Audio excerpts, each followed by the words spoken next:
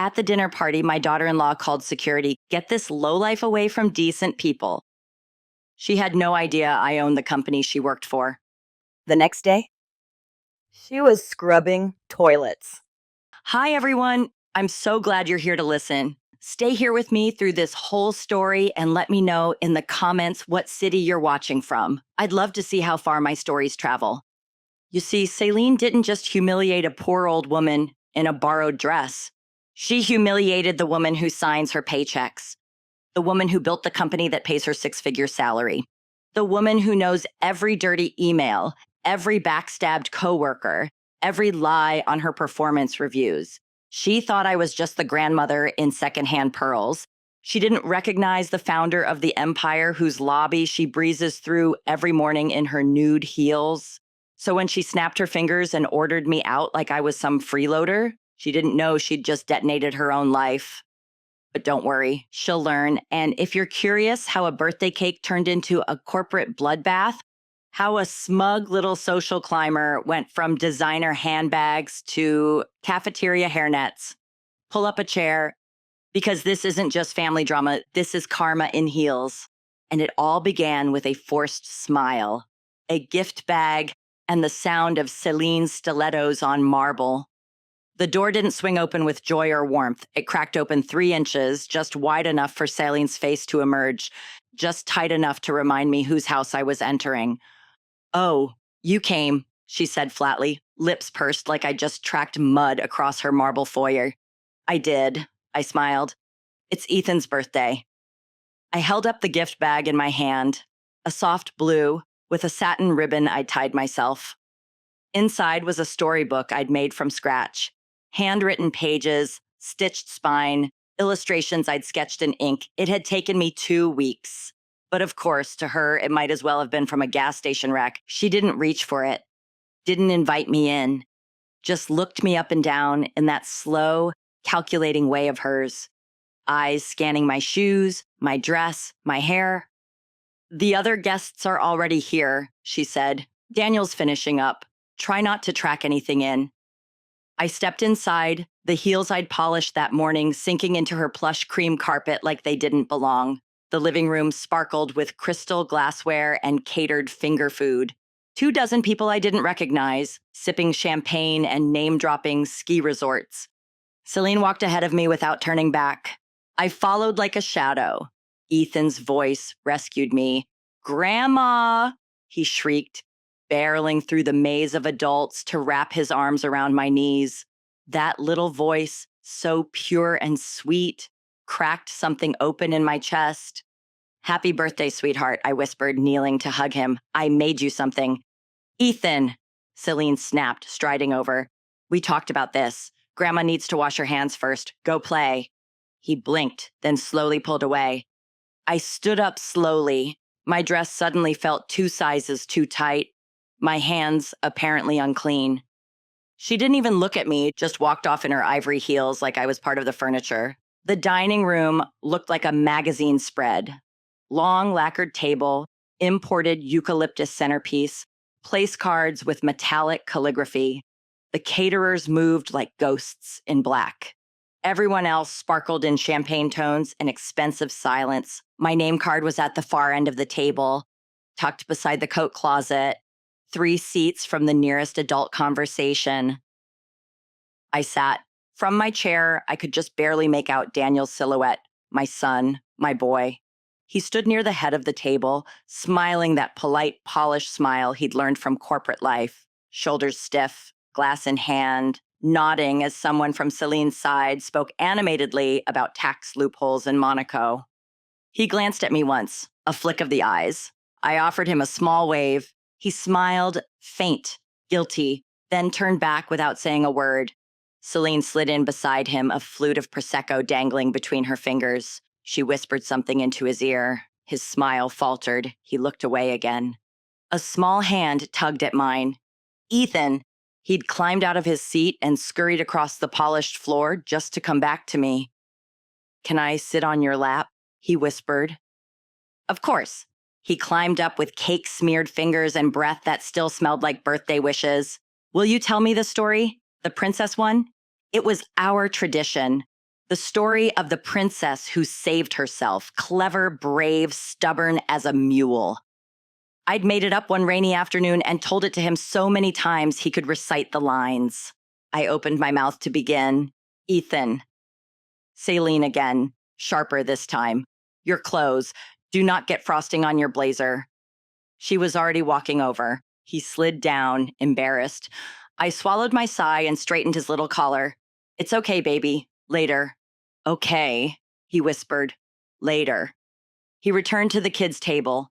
Saline gave me a tight smile. Maybe it's best to let him enjoy his friends, I nodded. What else could I do? The lights above the table shimmered. The laughter at the far end grew louder. I folded my hands in my lap and smiled, but deep inside, a little part of me curled up and went cold. Dinner was plated like art. Seared duck over something unpronounceable, foam in place of sauce. I barely touched it.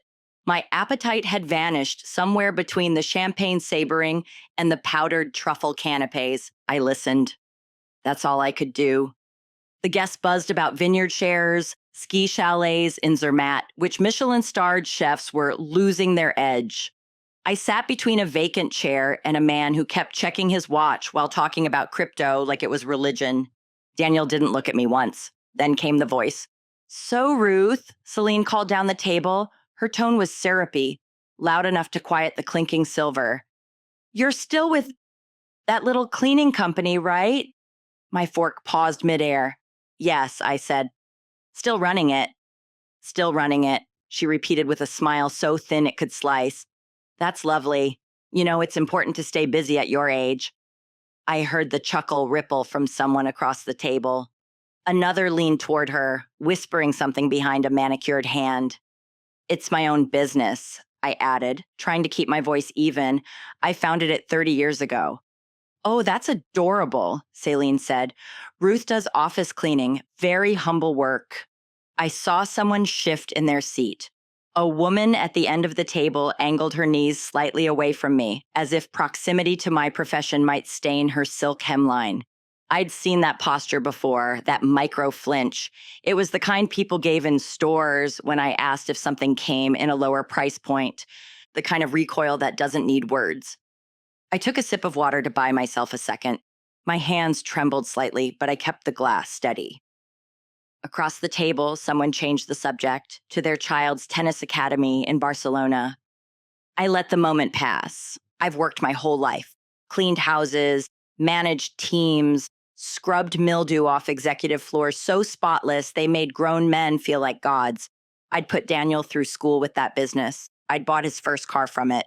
And tonight, I was the punchline, the help with a name card. The room laughed again. I smiled at my plate and chewed through humiliation like it was filet mignon. Dessert was a deconstructed opera cake, served in gold-rimmed coupes like pudding for royalty. I barely touched it. My stomach was already full, with shame, with silence, with too many polite smiles. And then Ethan came back. He patted over from the kids' table, chocolate frosting smudged on his chin, and joy in his eyes. Grandma, he whispered, climbing onto my lap. Tell me the princess story, please? Just the beginning? I smiled for real this time. Of course, sweetheart. He leaned into me, warm and sticky, and for the first time that evening, I felt like I belonged. I opened my mouth. Saline's voice snapped through the air like a whip. Ethan, off. She was already walking toward us, her heels sharp on the marble. We've talked about this. Your blazer is silk. You're going to ruin it. But I want the story, he pouted. Now, she said. She grabbed him, not roughly, but firmly enough that he whimpered. She yanked him off my lap, set him on the floor like a dropped napkin, then turned to me and smiled. Only this smile had teeth. I think it's time you left. The room went silent, utterly, horrifyingly silent. Even the man with the crypto obsession stopped talking mid-sentence. I blinked. Celine, it's Ethan's birthday. I haven't even... Security, she called out, loud and theatrical. Could someone please escort this woman out? She's disturbing our family dinner. Heads turned. Daniel stood slowly, pale, frozen. Celine, he said, barely audible. That's my mother. And she doesn't belong here, Celine said, never taking her eyes off me. Look at her, Daniel. She's an embarrassment. My breath caught. An embarrassment to you, to us, to our son. I sat still for one impossible second. Then I stood, not because I agreed, but because I could feel the burn of 20 pairs of eyes boring through me. I couldn't bear to sit there and be pitied. Or worse, defended too late. I don't remember crossing the room. I don't remember reaching the front door. I only remember the sound of my own heartbeat and the weight of my heels clicking on stone. At the door, I turned back once. Daniel was looking down at his plate, and not a word, not a step, not even a flicker of defense. The door clicked shut behind me like a final sentence.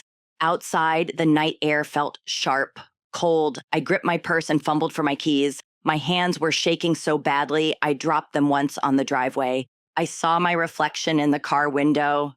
Silver hair mussed, lipstick faded, wrinkles that hadn't been there that morning. I looked like exactly what she said I was. An old woman who didn't know her place, but she'd find out soon enough just how wrong she was. I don't remember driving, not really. The roads blurred, more shadow than shape. The white lines drifting like thoughts I couldn't catch. My hands trembled on the wheel for the first 10 minutes. Then they stopped. Not because I calmed down, but because something colder than anger began to settle. Not fury, precision. By the time I pulled into my apartment complex, the tears had dried before they ever fell. My building stood in quiet darkness, the windows dim, no chandeliers, no clinking silver, just the hum of someone's TV on low and the familiar flicker of my hallway light. I parked, turned off the engine, sat in silence. My phone buzzed. A message from an unknown number. Probably someone from the party who now had something to say after saying nothing at all. I didn't open it.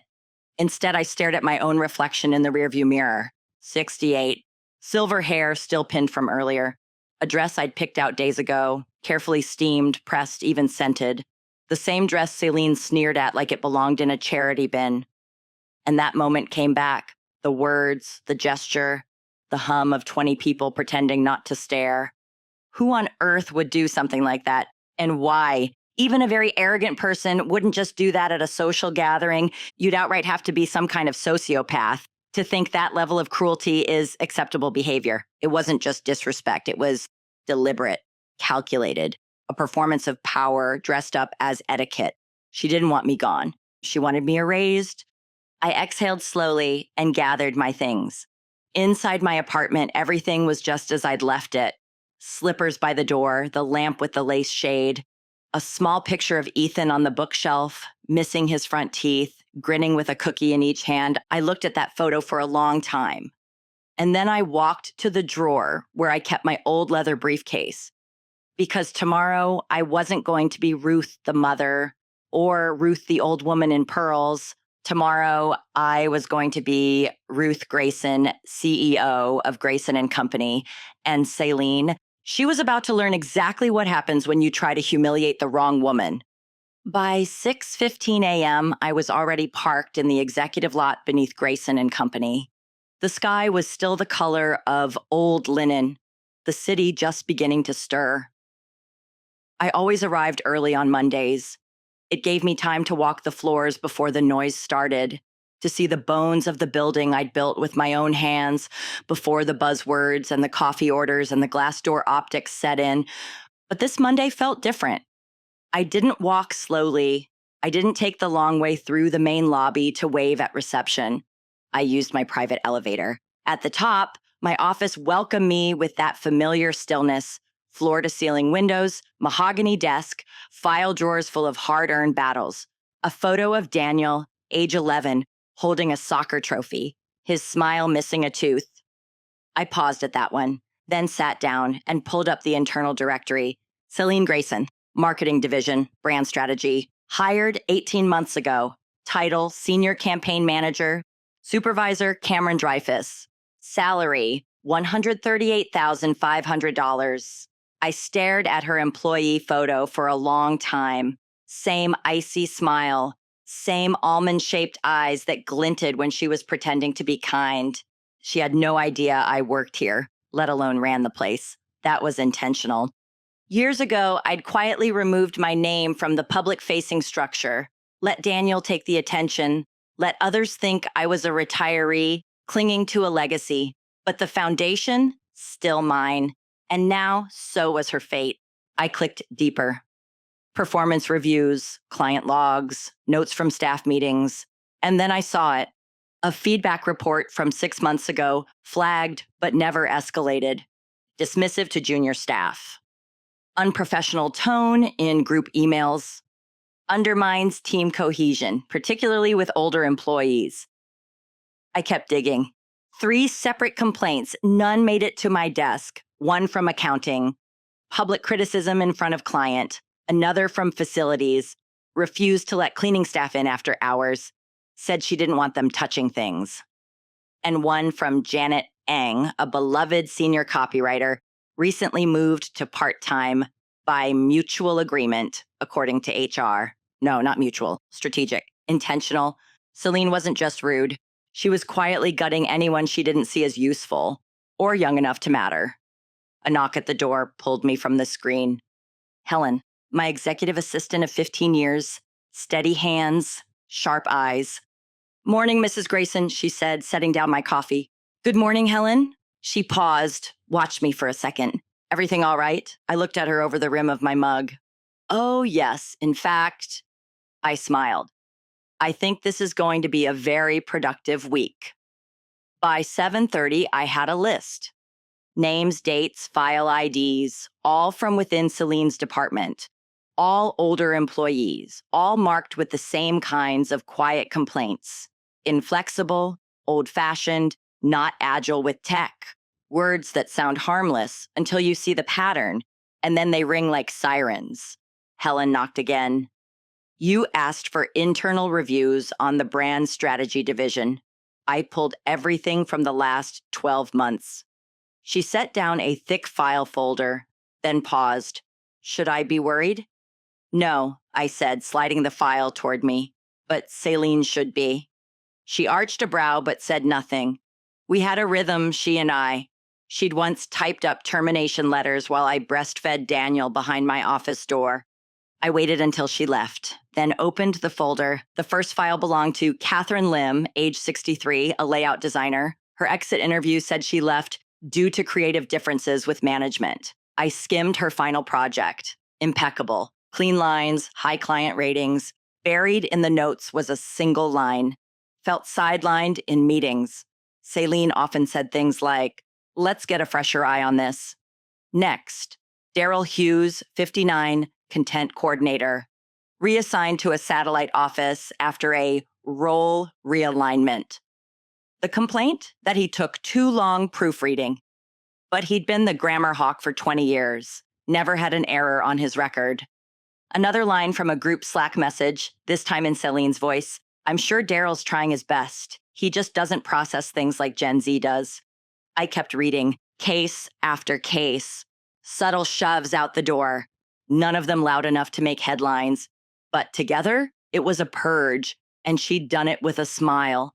She was clever, never direct, always masked in strategy and buzzwords. She knew how to work the system, how to keep just inside the lines of what HR would escalate.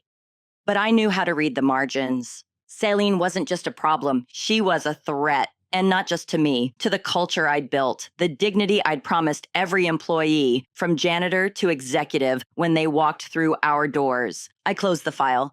It was time to have a conversation with HR. Not later, today. My phone rang at 9:12 a.m. I didn't need to look at the screen to know it was Daniel. The ringtone alone, for Elise of all things, suddenly felt too delicate for the conversation I knew was coming. Hi, Mom, he said.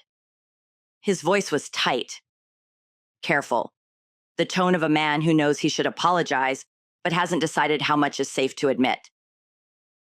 Daniel, I said, my own voice was steady, but my fingers tapped once against my desk. I wanted to call you sooner about what happened at Ethan's party. I waited. Celine, she was stressed. She didn't mean it the way it came out. She called security, Daniel. Well, not real security. They were just event staff. You know how these parties are. high end, a lot of moving pieces. She told them to remove me from the dinner. A pause. I know. Another pause. I should have said something. You didn't even look at me.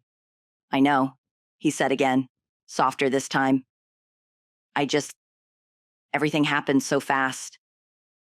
I could hear the sounds of his office in the background, muffled voices, a printer somewhere, the faint clack of a keyboard. She embarrassed me in front of everyone, I said, in front of Ethan. She was just trying to keep things under control. She puts a lot of pressure on herself to make things perfect. Perfect, I repeated. And my presence ruined that. He didn't answer. There it was, that awful, yawning silence. And then he said the thing that would sit with me long after the call ended. Maybe next time, just dress up a little more. You know how image conscious her friends are.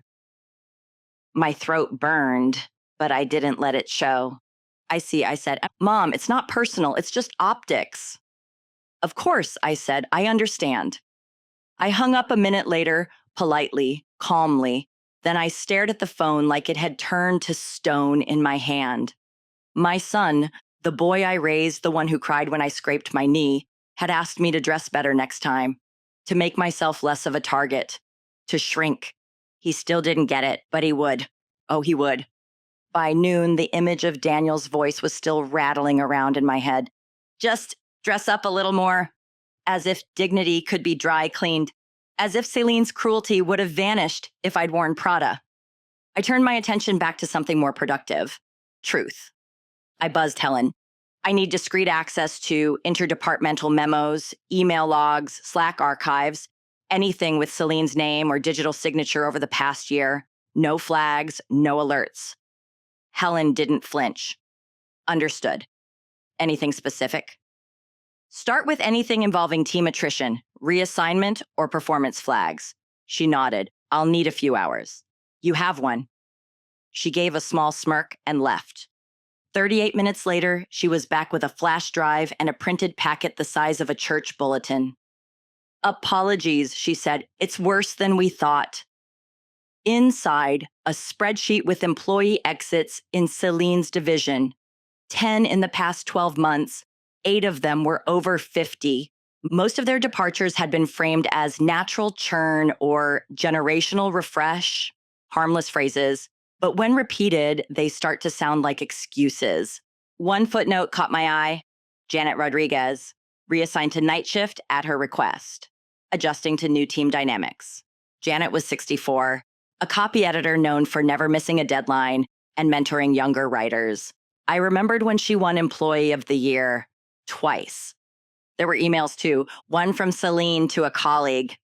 I'm stuck reviewing layout with Margaret again. She's sweet, but it's like teaching PowerPoint to a fossil. Another, can we shift Daryl off my team? His workflow's like watching someone fax a horse. I stared at the page. The bile in my throat rose slow and bitter. It wasn't just disrespect, it was strategy. She'd been purging the department of anyone who didn't look like her, think like her, or move fast enough to flatter her ego. And the system let her. No one questioned it because she did it with poise. In meetings, smiling, calling it streamlining. I looked up. Helen hadn't moved.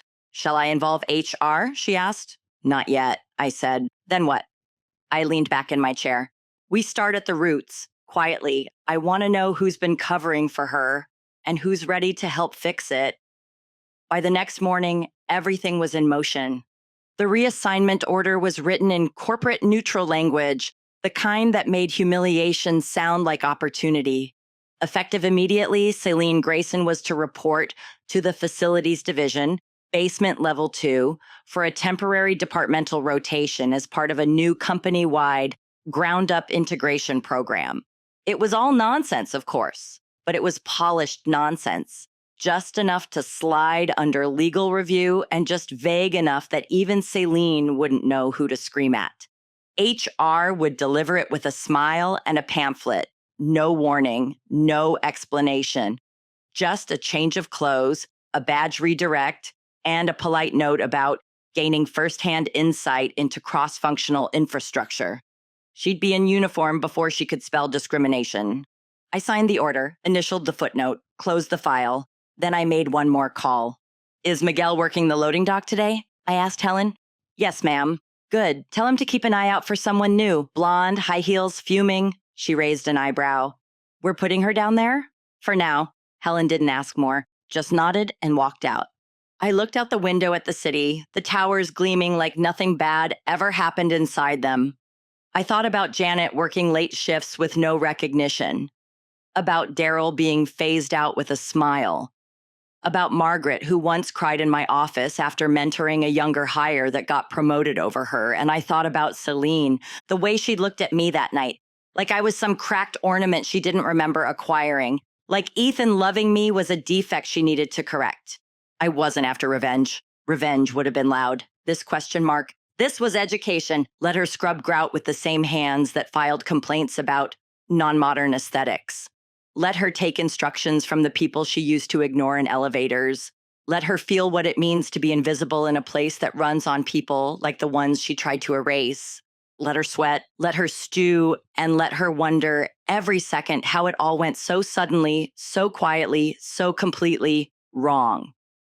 By the end of her first day in facilities, Celine had already filed a complaint. Not to HR, she wasn't that stupid, but she'd sent an email to her former supervisor, Cameron, CCing 2 senior managers, casually asking if there had been a mistake in her reassignment, and noting that the facilities environment doesn't align with my skill set or hygiene expectations. Hygiene. I printed it out and highlighted the word, then tossed it in the shredder. Let her sweat. For the next 2 days, I watched from a distance. Not literally, I didn't need to. The building talks. People talk. And once word got out that someone from upstairs was scrubbing drains in rubber gloves, the gossip traveled fast. But I did make one visit. Thursday afternoon, lunch rush. I swapped my heels for loafers, tied my hair back, borrowed a facilities clipboard and vest from Helen's emergency stash, and took the service elevator to the basement. No one looked twice. That's the thing about janitorial uniforms. They're like cloaks of invisibility. People look away automatically. Celine was at the sink, sleeves rolled up, expression stormy. Her hair was pulled into a ponytail that had clearly lost the will to live. The designer mascara she used to reapply at her desk had smudged under her eyes, dark and accusatory. She was wielding the industrial sprayer like it owed her money. This is barbaric, she muttered to no one in particular. I have a master's degree in brand psychology. She turned to the woman working beside her, Maria, mid-50s, wiry arms, the kind of strength that comes from years of lifting things people don't see. Can you believe they have me in here? Celine asked. It's like being punished for being good at your job. Maria didn't answer, just kept scrubbing. Celine sniffed. Honestly, this kind of work shouldn't even be part of the same building. It's unsanitary. We're literally beneath the offices. We're beneath the ground, Maria said dryly. Celine didn't get the joke. She turned back to her sink with a huff. My nails are ruined. I'm going to need reconstructive cuticle care after this. I watched from the corner, and in that moment, I knew something important. She hadn't learned a thing. Not yet, not even close. And if she kept running her mouth, she was going to learn the hard way. I went back the next day. This time I didn't just observe, I entered. Pulled on a janitorial jumpsuit from storage, tucked my silver hair into a cap, and swiped into basement level 2 through the old freight corridor. It was quiet down there. No glass, no sunlight, no branding slogans on the walls. Just the hum of industrial dishwashers and the smell of bleach and sweat and metal. My badge said, Elaine. No last name, no questions asked. Most of the basement staff didn't know me by face. That was the point. I'd always kept a low profile among the hourly workers, not out of arrogance, but because I trusted them to run the place while I fought fires above. But now, I was one of them, at least for the day. I grabbed a mop bucket and moved toward the dish pit. Celine was elbow deep in suds, scowling at a stack of cafeteria trays. Her gloves were too big. She hadn't tied her apron properly. Her face was a mask of fury, barely held together by mascara and denial. Luis, a young porter who always wore his earbuds half in, was trying to help her adjust the spray pressure. I just don't understand why I'm down here, Celine snapped. It's not like I did anything wrong. Maybe it's just a training cycle, Luis offered. I had to rotate down here once during onboarding. Yes, but you started in facilities. I'm not even in this department. Luis blinked. Yeah, but it's still part of the company. Celine rolled her eyes. It's maintenance. You people just clean things. You people. I bit the inside of my cheek so hard I tasted blood. Luis nodded slowly and turned away. Celine didn't notice. She was already wiping her gloves with a paper towel like the grime had infected her. She caught sight of me. You, she said, gesturing vaguely. Can you clean under the sinks? There's something sticky. I looked at her. Be right there, I said, lowering my voice to a gravelly drawl. She turned back to her trays, didn't thank me, didn't ask who I was, just gave an order and moved on. She still thought she was on a throne. She still thought this was temporary, an inconvenience, a misunderstanding, but I was here now, and she just handed me a mop with one hand while disrespecting the people who kept her world upright with the other. I got to work, and I watched, because soon she'd meet the woman she just called you. I kept close to her station, mopping slowly, blending into the noise. No one paid attention. That's how it worked down here. You moved, you kept your head down, and unless someone needed something, you stayed invisible. But Celine made herself loud, louder than anyone in the basement. I swear, she muttered, flinging a pan onto the drying rack. I don't even think half these people finished high school. Luis, ever patient, handed her a new scrub brush. Maria's grandson just got accepted to Stanford, he said. She's real proud. Celine gave a breathy laugh. Sure, that's cute. But let's be honest. These people, they're not exactly the brains of the operation. She leaned close to Luis. You're smart. You should be doing something better, not wasting your time down here. I'm fine, he said, eyes on the sink. I'm saving up for school. Well, she said, flicking suds off her gloves, don't stay down here too long. It'll infect your mindset. Maria walked past just as Celine said it. She didn't stop, didn't react, just kept chopping carrots like her hands had forgotten what it meant to shake. Celine, oblivious, tossed her gloves in the bin. I need new ones. These smell like mildew. Try hanging them overnight, Luis offered. She rolled her eyes. You sound like my grandmother, so no. She was restless, agitated, like the walls were closing in and her perfume couldn't keep the smell of humility off her. But it wasn't just discomfort, and it was disdain. She hated being here, not just the labor, but the people, the sweat, the rhythm, the humanity of it. She didn't see dignity in the work. She didn't see value in the workers, just a hierarchy she believed she belonged above. I moved a little closer, pretending to mop near her feet. Celine stepped aside, barely. This place is disgusting, she muttered. My mother-in-law would probably love it. She always did seem at home around bleach and casseroles. Luis glanced up. That's Daniel's mom, right? She's a martyr in polyester, Celine snorted. Thinks motherhood makes her holy. Showed up to Ethan's party looking like she crawled out of a consignment bin. I froze. Not because the insult hurt, I'd already buried worse, but because I realized something chilling. She wasn't embarrassed by what she'd done. She was proud of it. She still believed she was right, and that meant she wasn't just lost. She was dangerous. My phone buzzed late that night. Daniel, 7:46 p.m. Hey, Mom, Celine's going through some stuff at work. Some restructuring or something? She's overwhelmed. Maybe we could all have dinner this weekend. Just the three of us? I stared at the screen for a while. The audacity, and not anger, just audacity, that someone could witness what he did, stay silent, then imagine a family dinner as the solution. No acknowledgement, no real apology, just the hope that time would sweep everything under a rug.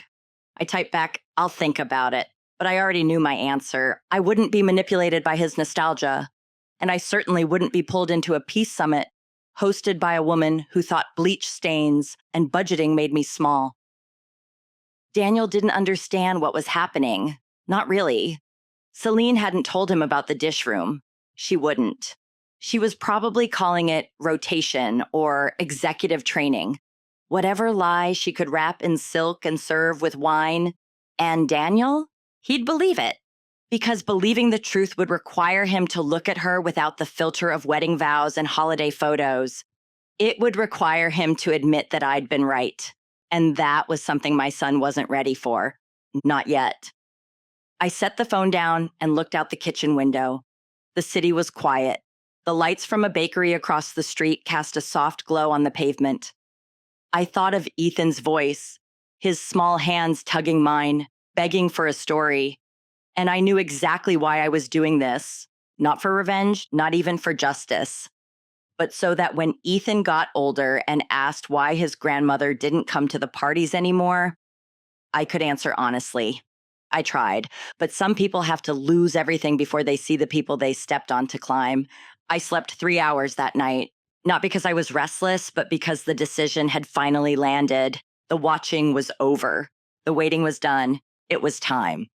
I arrived at the office early, not to review numbers or scan strategy decks, but to prepare for a reckoning. By 8 a.m., I'd already briefed Helen.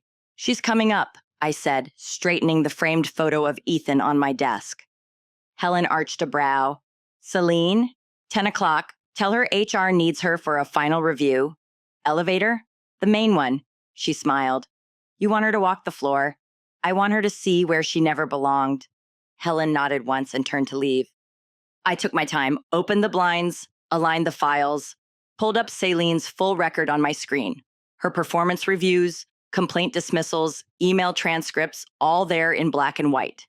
I minimized the window and leaned back in my chair. Let her walk through the marble lobby. Let her pass the glass-walled conference rooms filled with the very people she dismissed as disposable.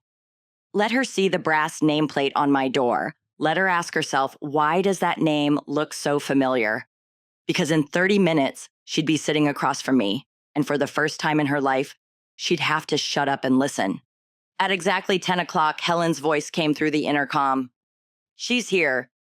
Send her in." I didn't turn around. I kept my gaze on the city skyline through the window as the door opened and her heels clicked across the marble. "Excuse me," Celine said, already annoyed. "I was told to report here, but there's clearly been some mistake." I turned my chair slowly. She froze. I watched the realization roll across her face like a slow-motion car crash. Shock, confusion, a flash of horror. "You..." "Hello, Celine," I said calmly. She blinked once, twice. What are you doing here?" "I work here," I said. "Have for 35 years. She shook her head, laughable denial taking over. No, you said you had a cleaning company." "I said I owned a business," I said, rising from my chair. "You assumed." She stared at me, and I let the silence stretch. Let her feel the full weight of where she was standing and who she was standing in front of. "I don't understand," she said finally. Why would someone like you be the founder?" I offered. I gestured around the room. "This office, this building, this company, all of it. Mine." She lowered herself slowly into the chair across from my desk, as if her knees no longer trusted her weight. Her voice wobbled. "Mrs. Grayson, I had no idea." "I know. If I had known that I wasn't just some old woman in your husband's life." I tilted my head. "You would have treated me differently?" "No, I didn't mean anything by what happened at dinner." "You called security, Celine." I was overwhelmed. The party was stressful. I didn't intend to humiliate me in front of 20 people." Her eyes darted. She was flailing, reaching for charm, for spin, for damage control, but none of her usual tools worked in this room. "You said I was an embarrassment," I reminded her. "You told my son I didn't belong at his table." "I was protecting the environment," she said weakly. "From his mother? I thought you were lesser." There it was, the real truth, the venom beneath the smile. I sat down, slow and deliberate. "I know what you've done in this company. I know how you've treated your staff. I've read every complaint you buried, Every email you should have never sent. Her lips parted, but I held up a hand. I'm not firing you, not yet. A flicker of hope danced in her eyes. You're going back to the basement, same uniform, same sink, same people, for as long as I decide. She stared at me, disbelief crashing into rage. You can't. I can, I said, and I already did. Her voice dropped. Daniel will hear about this. Good. Then maybe he'll finally understand who he married. I leaned forward just enough to let my words land with weight. You stepped on the wrong woman, Celine, and now you're going to find out what that costs. Celine didn't speak for several seconds. She just sat there, rigid, breathing like she'd run a mile in heels. Then finally, you can't do this. I raised an eyebrow. You're mistaken. I already have. She sat forward. This is personal. You're using your position to humiliate me because of a family disagreement. This isn't about dinner, I said. This is about your record, your pattern, the complaints you've deflected, the employees you've driven out. She stood abruptly, then immediately regretted it. Her hands were trembling. This is entrapment, she hissed. You spied on me. I observed an employee, I said coolly, who had systematically bullied older staff and created a hostile environment. I watched you demean people who work harder in one day than you've worked all year. She laughed, short, sharp, bitter. So that's the plan, humiliate me into quitting. I folded my hands. Number, I'm giving you a choice. She stilled.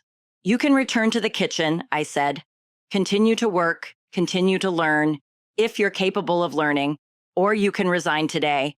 I'll authorize a neutral reference. No black marks. Your future jobs will never know why you left. Her eyes searched my face, looking for a crack. A hint of bluff, but there was none. If you think I'm going to scrub floors like some criminal, you already are, I said.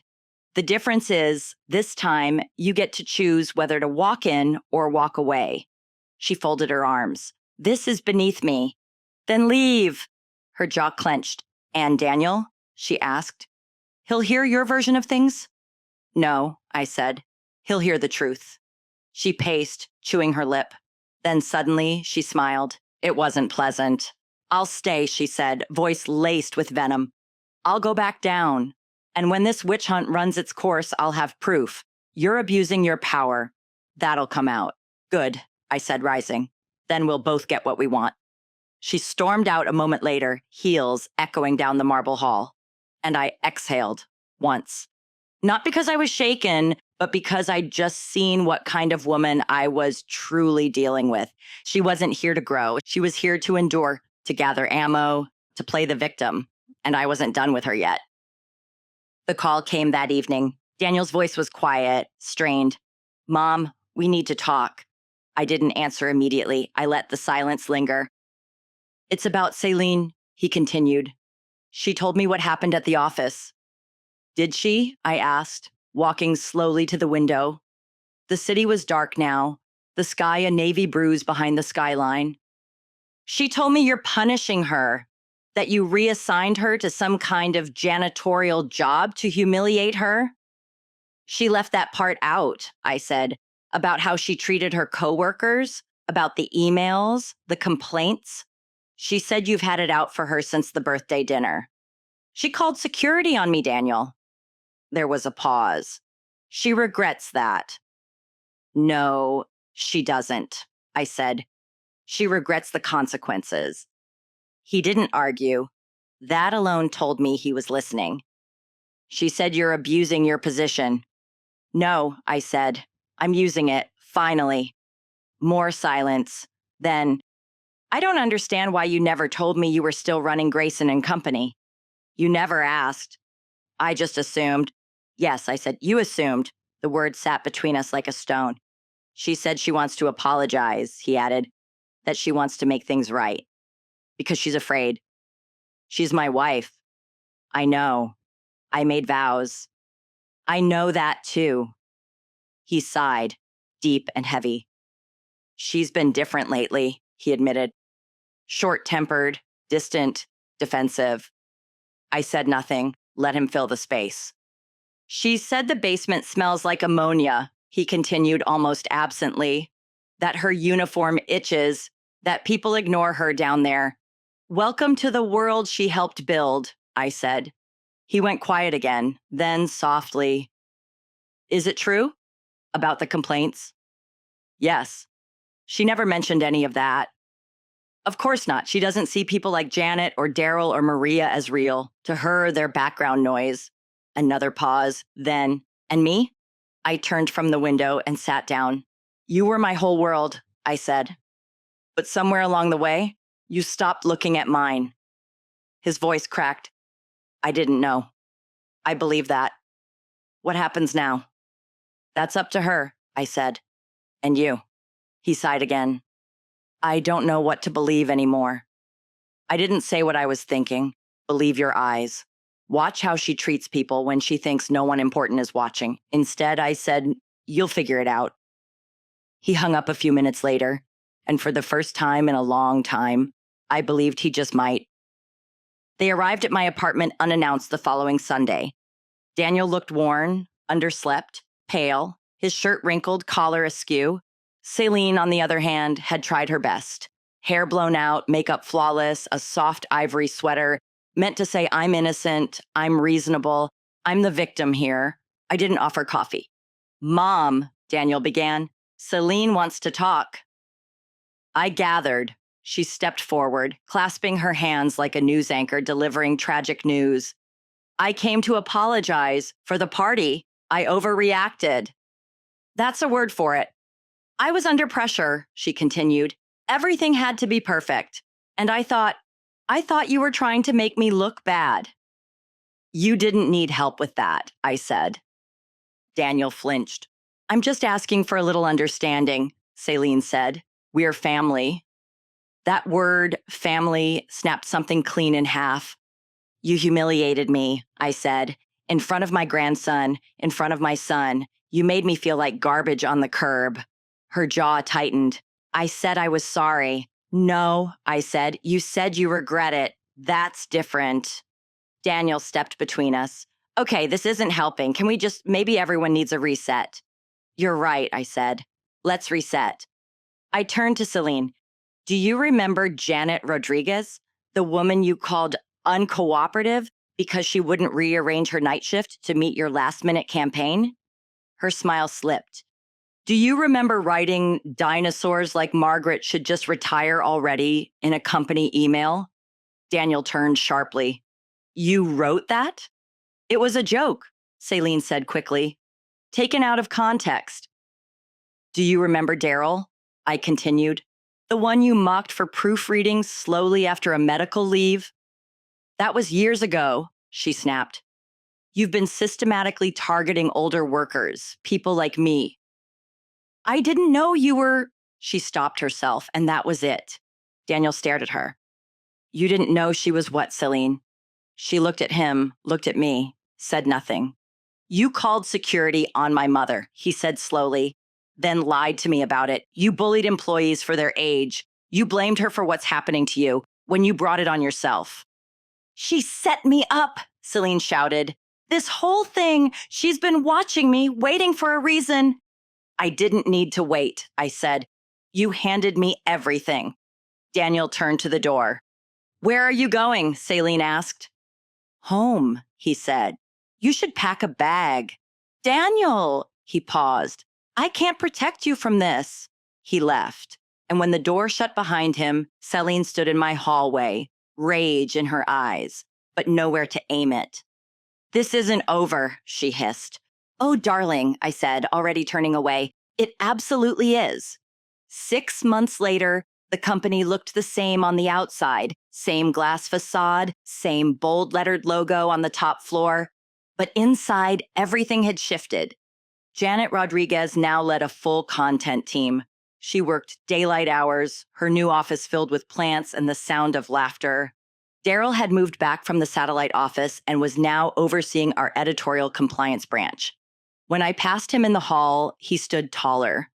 Margaret, she'd been coaxed out of early retirement. Her new title, Senior Creative Mentor. The junior designers fought for time on her calendar. We'd lost a few people, sure. Some higher-ups who didn't like the new accountability measures. I didn't miss them. Celine had submitted her resignation 3 weeks after the confrontation. No grand exit, no apology, just a printed letter handed to HR with her head high and her eyes empty. She cited creative misalignment and a desire to explore new industries. I let her go with a neutral reference, just as I'd promised. But I made sure that her final week included dish duty, waste audits, and one long closing shift in the cafeteria with Maria. I don't know if she learned anything. Some people don't. But I knew I had done what was right for the company, for the people who kept it running, for myself. Daniel came by the office now and then. The divorce was finalized. He never spoke Celine's name, but I could see the change in him. Less armor, more truth. And Ethan, he visited on weekends, sometimes sitting on the edge of my desk with his legs swinging as he told me about school, soccer, and his new obsession with dinosaurs. "You're the boss here?" he asked once. I smiled. "That's right." His eyes lit up. "That's so cool. Can I be boss one day too?" "If you treat people right," I told him, "you can be anything." He nodded solemnly as if I'd just given him the key to a kingdom. Maybe I had. Because in the end, this wasn't just about punishment. It was about planting new roots, about building a place where no one got pushed aside for getting older or for simply not being someone else's idea of shiny. It was about legacy. And I was just getting started. Saturday afternoon, the park was alive with laughter. Ethan ran ahead of me, dodging between strollers and picnic blankets, a plastic shovel tucked under one arm like a sword. "Come on, Grandma," he yelled over his shoulder. "It's gonna collapse." I followed slowly, my joints not quite what they once were, but my steps light with something close to joy. He led me to the sandbox, where an elaborate castle was already under siege from a poorly constructed drawbridge and 2 enthusiastic toddlers. "Watch this," he said, breathless. He knelt beside his fortress and began rebuilding it, more carefully this time. "You get the big sticks, they're for defense." "Yes, sir." I handed him twigs while he narrated a full-on medieval saga about dragons, storms, and unexpected earthquakes. It didn't make much sense, but I listened like it was Shakespeare. When he paused to catch his breath, I asked, "Where did you learn how to build like that?" He shrugged. "I don't know. I think it's just in me." I smiled, smoothing his hair away from his face. "That's because you come from strong builders." He looked up, squinting. "Like Grandpa?" "Yes," I said, "and like me." He nodded. "You built the company." "I did." He leaned closer, voice lowered. "Are you the boss of everything?" I laughed. "Not everything, but enough." He grinned. "That's cool." Then, more serious, "Are you happy now?" It caught me off guard, but I thought about it, really thought. I thought about the silence of my apartment, now filled with his drawings on the fridge, about the company I still led, not just in title, but in spirit, about the people who had stayed and the ones who had returned. And I thought about the woman who'd once tried to erase me and how little space she now occupied in my mind. "Yes," I said finally. "I think I am." He gave me a gap-toothed smile and handed me a stick. "Then you should be queen of the castle." I took it, held it like a scepter. "I think I already am." He laughed, then went back to his towers, and I sat there beside him, knees in the sand, hands dirty, heart full. Because this was what I'd fought for. Not revenge, not power, but the right to be part of my grandson's world. And in that moment, nothing else mattered. Not titles, not outfits, not approval. Just the quiet, unshakable peace of knowing I had taken back my place and earned it twice over. Now I'm curious about you. What would you have done in my place? Have you ever gone through something like this? Let me know in the comments. And while you're here, I've left 2 of my other stories on screen. I promise they'll surprise you. Thanks for watching all the way to the end.